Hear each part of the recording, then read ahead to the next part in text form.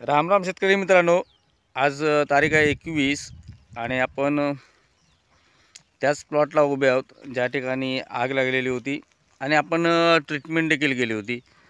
आज तुम्हाला ती झाडं देखील दाखवतो काय कंडिशनमध्ये आहेत आणि मग तुमच्या लक्षात येईल की आपण केलेल्या ट्रीटमेंटचा काय फायदा आला की नुकसान झालं, हे लगेच पाहायला मिळेल।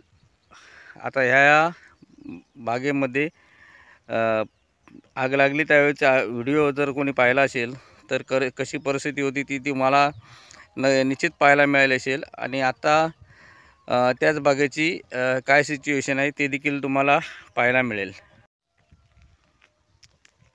हे बघा, तीच बाग आहे ज्या ठिकाणी आपण ट्रीटमेंट केली होती आणि अजून देखील बघा या झाडांना काल पाणी लावलेलं आहे। आता यामध्ये आणखी एक नवीन समस्या आगीमुळे उद्भवली आहे की ह्या झाडांच्या खोडातून डिंक निघायला लागला आहे। आता याच्यावरती ट्रीटमेंट करणार आहोत, पण आपण जो उपचार केला होता तो जमिनीचा ओलावा टिकवण्यासाठी आणि याला आपण ट्रीटमेंट केली त्या दिवशी पाणी दिलं होतं आणि त्याच्यानंतर काल पाणी दिलं होतं, अशी 2 वेळा पाणी दिलं आहे। ही झाडं अद्यापी तुम्ही जर पाहिलात तर सुकलेलीच दिसतील तुम्हाला पानं आणि हा झाडांचा पाला कलमांच्या मुळात पडलेला आहे। हे बघा, ही ती झाडं आहेत जी आज पण त्याच परिस्थितीत दिसत आहेत जशी आग लागली होती। आग लागल्यानंतर जो व्हिडिओ पाहिला होता आपण त्याच प्रकारे ही झाडं वरून दिसत आहेत। आता खरी जादू दाखवतो तुम्हाला काय झालेलं आहे ते।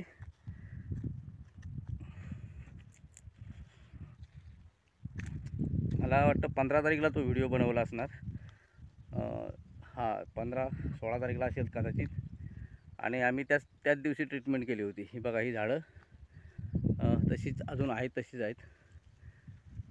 पण झाडांमध्ये काय फरक पडला हे देखील तुम्हाला आता दाखवतो। सकाळचे साधारण 8 वाजले आहेत आणि होतं आहे काय मित्रांनो की सकाळी आमच्याकडे थंडी पडते आणि दिवसभर ऊन तापतं, पाण्याची वाफ लवकर होते आणि ती वाफ होऊ नये म्हणून या ठिकाणी पाण्याचं शॉर्टेज आहे आणि शॉर्टेज असल्यामुळेच तो इलाज केलेला होता आणि बहुतांशी त्याच्यात सक्सेस झालो आहे। झाडं आहेत बघा, आग लागलेली झाडं। आता हे झाडं पण तुम्ही पाहिलं असेल तर हुंदीर घुस लागू नये त्याच्यासाठी आमच्याकडे या झाडाचा वापर कलमाच्या मुळात करतात, ते देखील जळून पूर्णपणे खाक झालेला आहे। काही जण शेरी झाडं म्हणतात, काही जण निवळीचं म्हणतात। आणि हे बघा, हे झाड तुम्हाला दिसत असेल। तुम्ही विचार कराल की काय दाखवतो आजच्या व्हिडिओमध्ये, कशासाठी व्हिडिओ बनवतोय, परंतु व्हिडिओ का बनवतोय माझं हे प्रत्येक वेळी सांगणं असतं, हात कंगन को आरसी क्या और पढ़े लिखे को पारसी क्या। बघा, ज्या ठिकाणची पानवी गळून गेली होती त्या ठिकाणी अशी अंकुर यायला सुरुवात झाली। हे बघा, हे तुम्हाला दिसत असतील। हे बघा, झाडांचे वरचे बड्स काय ठिकाणचे फुगून आलेत, हिरवे झालेत आणि ज्या ठिकाणी सुकलेले आहेत म्हणजे ह्या अशी सिच्युएशन आहे, त्याच्यातून नवीन पालवी आताही फुटायला सुरुवात झाली। आज ही पालवी फुटून मला वाटतं 3रा दिवस असेल। हे बघा, ही खोडातून आता पालवी यायला निघाली आहे। या डोळ्याच्या वरती पण पालवी येते, ही बघा।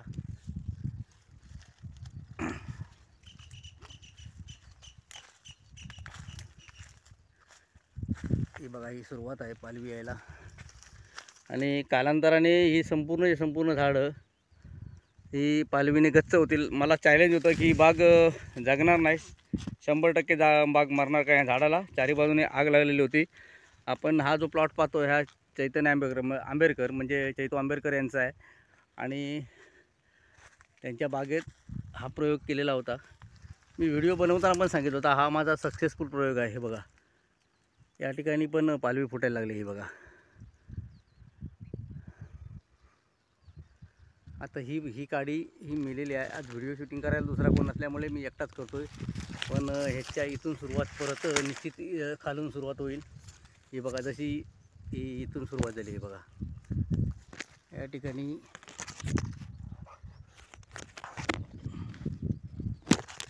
ही बघा ही सुरुवात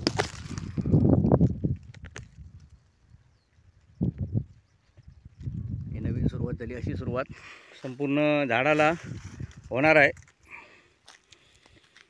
मित्रांनो, काय होतं की काकेत कळसा गावाला वळसा अशी जी परिस्थिती असते ती परिस्थिती शेतकऱ्याची होते. आपल्या आजूबाजूला माहिती देणारे भरपूर असतात. आपल्या ग्रुपमध्ये पण बरेचसे माहितीगार असतात, परंतु आपण त्याचा योग्य तो वापर त्यावेळी करून घेत नाही आणि मग आपण आपल्या नुकसानाला कारणीभूत स्वतः ठरत असतो. जेणेकरून माहिती घेताना आपण त्याला काय माहिती असणार किंवा ते काय विचारतात. नंतर मग कधीतरी कालांतराने त्या व्यक्तीची भेट झाल्यानंतर आपण त्याला म्हणतो, अरे याला तुला माहिती होतं तर अगोदर विचारतंच बरं झालं असतं. परंतु त्यावेळी वेळ निघून गेलेली असते आणि स्वतःच्या ग्रुपमध्ये किंवा स्वतःच्या अवतीभोवती कोणती माणसं आहेत, काय माणसं आहेत याची आपल्याला जाण नसल्यामुळे हा प्रकार आपल्या आयुष्यात होतो. आता ह्या झाडाच्या पण मध्ये पालवी टाकली आहे बघा. कॅमेरा दिसतं काय बघूया.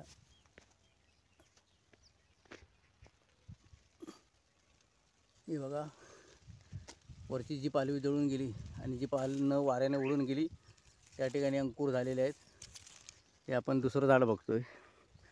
अजून कुठल्या कुठल्या झाडांनी रिस्पॉन्स दिला आहे ते देखील पाहूया. आता हे पण झाड पूर्ण जळलेलं होतं. सगळी झाडं जळलेली आहेत. पूर्ण जळलेलं होतं म्हणजे काय, सगळीच झाडं जळलेली आहेत. आणि यामध्ये पण आता बर्ड्स निघायला सुरुवात झाली आहे बघा. समोर दिसत असेल, ज्या ठिकाणची पालवी गळून गेली त्या ठिकाणी पालवी यायला सुरुवात झाली बघा.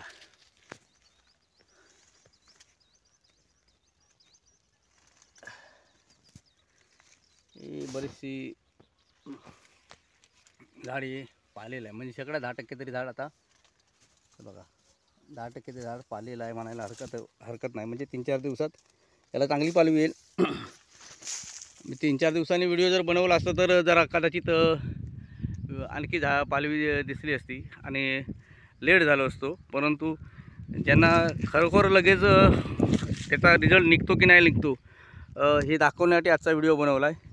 आपल्याकडे म्हणजे काय केलं पाहिजे झाडाला, याला सोल्युशन आहेत, परंतु आपण कधी आपल्या माणसावरती विश्वास ठेवत नाही किंवा त्याला काय विचारायचं म्हणून गावागावा आपण दुर्लक्ष करतो आणि मग त्या व्यक्तीकडून आपल्याला जी मोफत माहिती मिळणार असते ती माहिती मिळत नाही आणि परिणामी आपण आपल्या नुकसानाला कारणीभूत होतो. हे बघा, पुन्हा एकदा दाखवतो. या जमिनीमधील ओल हे बघा. हे बाजू जमीन सुकी आहे, खडखडीत एकदम, आणि आतली जमीन ओली आहे बघा. प्रत्येक झाडाच्या मुळात हीच परिस्थिती आहे, हीच कंडिशन आहे. आणि हे बघा, हे दुसरं झाड आहे. ह्या दुसऱ्या झाडावरती आपण आलो. अजून याची पालवी मानावी तितकीशी गळली नाही आहे, त्याच्यामुळे याला मोहर यायला अजून आलेलं नाही. सॉरी, मोहर नाही, पालवी अजून फुटली नाही आहे. पण ज्यांची वाऱ्याने पालवी गळली आहे त्यांची म्हणजे करपलेली पालवी गळली आहे त्या झाडांना निश्चितच मोहर आला आहे बघा. ज्या झाडांच्या मुळात पालवी गळलेली आहे, आता मग अशी हे झाड दाखवलं होतं ह्याच्यावरती नवीन पालवी आलेली दाखवली होती, ह्याच्या मुळात पालवी गळली आहे. मग अशी ते पहिलं तिकडचं झाड दाखवलं त्याच्यावरती पालवी गळली आहे. परत ह्याच्यावरची पालवी गळली, ह्याच्यावरती पालवी गळल्यानंतर पानं गळल्यानंतर नवीन पालवी याच्यावरती देखील आलेली आहे.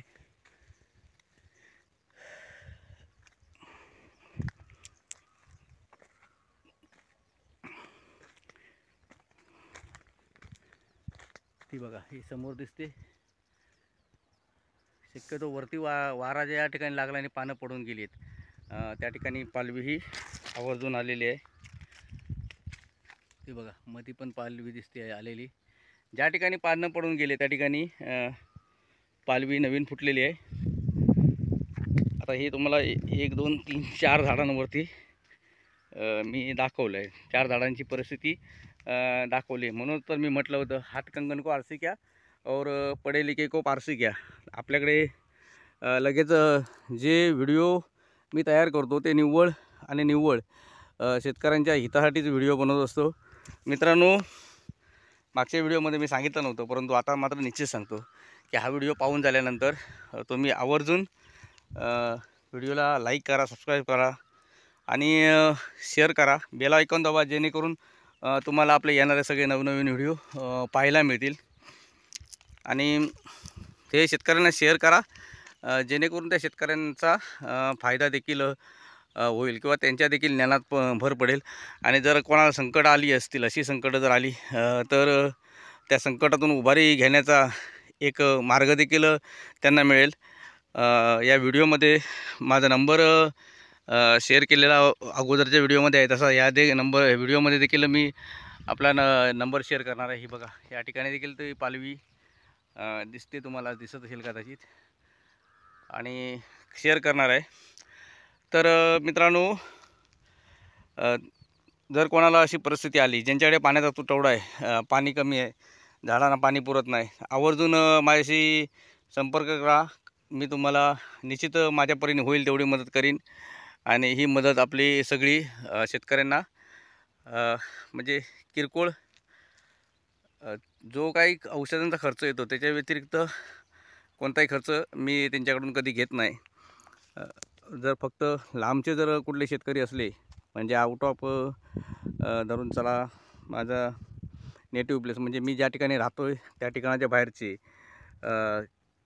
तर जरच किंवा आजूबाजू तालुक्यातले माझ्या असतील तर तरी देखील त्यांना मी विनामूल्यचं त्यांच्या बागांना व्हिजिट देतो. पण बाहेर जर गेलो तर मात्र ट्रॅव्हलिंग चार्जेस निश्चितच आकारत असतो, कारण शेवटी मला देखील जाण्यायेण्याचा खर्च असतो. आणि त्यामुळे ही माहिती शेतकऱ्यांना हा व्हिडिओ पाठवा. तुमच्याकडची सिच्युएशन व्हिडिओवरती किंवा फोटो काढून पाठवलीत आणि तरी देखील मी तुम्हाला योग्य त्या प्रकारे गायडन्स करू शकतो. तुम्हाला आजच्या व्हिडिओमध्ये एवढंच सांगतो आणि इथेच थांबतो. तुमची सर्वांची रजा घेतो. धन्यवाद. जय हिंद, जय महाराष्ट्र.